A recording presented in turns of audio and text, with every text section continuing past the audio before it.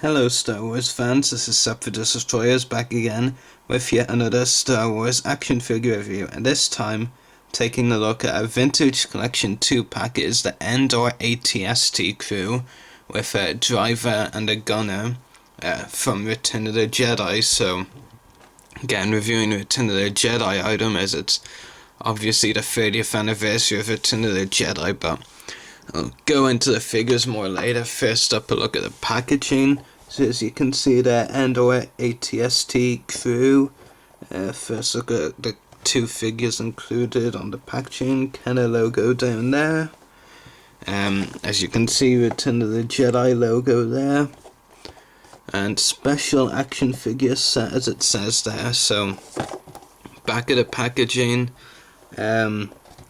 Again, another image of the two figures, and also says on the side here, two Imperial troopers find themselves in trouble when they encounter a couple of Ewoks, which obviously is referring to the other 2-pack released at the same time, the Ewok Scouts 2-pack. I actually am not sure what names these Ewoks are because I forgot, and don't really care for the Ewok Scouts pack too much. I probably will pick it up at some point, but if you could tell me what the names of those two Ewoks are, that would be very helpful.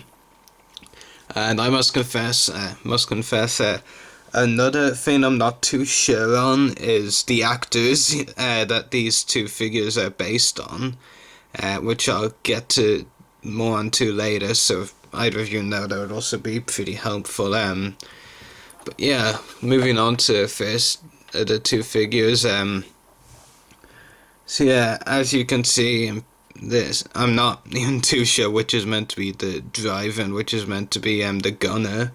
I might actually just draw this up for comparison. I'd say that's more likely to be him. Maybe this one is that one. I could be completely wrong, but I'm fairly sure it's right. But basically, for the most part, these two figures are the same. The only differences are that head sculpt. I think that's the only difference. Well, the face underneath the mask. That's what I mean. Overall, detail is pretty good on the figure. Nice straps here. I do like it. Very interesting design. They both have a couple of logos on their left arm. You got an Imperial logo up there, and then some other logo. I think it's a logo anyway down here. So yeah, and then also as well as a lot of grey. You have a bit of black down here and on his arms as well. And an accessory comes with his just a standard blaster. Both of the figures come with it. Not much I can say is has a pretty neat design, but nothing too special about it. And I'll just zoom in now on the figure with the helmet on. I do really like the design of this helmet, of the ATST crew members' helmets. Yeah, it's a very interesting design. Kind of reminds me a lot of General Veer's design in Empire Strikes Back. I think they're very similar. General Veers was one of my favourite Imperial officers, so I do like this helmet a lot. So yeah, pretty cool. And I'll just take the helmet off now so you can actually see the figure's face. This one is more of a experienced looking ATST crew member. Definitely a older, more mature and experienced look to him. I do like the design. I think Hasbro did a good job on it. Almost kind of reminds me of Palpatine at this angle, but as you can tell, it's clearly not. So yeah, I do think the design is very nice. The hair is sculpted on very well. Sometimes that can be a bit of a problem. And it turns out rather badly, I mean. So yeah, pretty cool.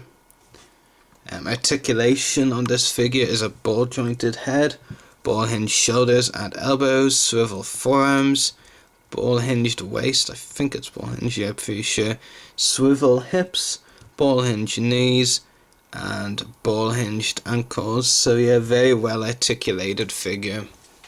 Very happy with it. So moving on to the other figure, the one I believe is the gunner.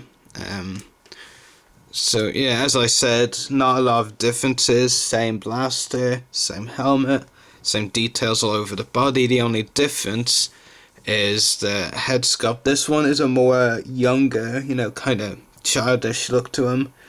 It's pretty interesting. Yeah, I think they're both very interesting head sculpts. Like I said, I don't honestly know which actors these two figures are based off, so if any of you know, that would be very helpful if you could let me know if you have any idea who they are, or if you know for certain. But, it is a very nice design. I do like it. Yeah, definitely has a younger look to him. So yeah, very interesting.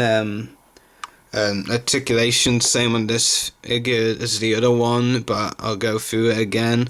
Ball jointed head, ball hinged shoulders and elbows, swivel forearms, ball hinged waist, swivel hips, ball hinged knees, and ball hinged ankles. So yeah, exact same articulation. Yeah, I think this is a very neat 2-pack. Hasn't got anything amazing, and the two figures are very similar except for the really good head sculpts.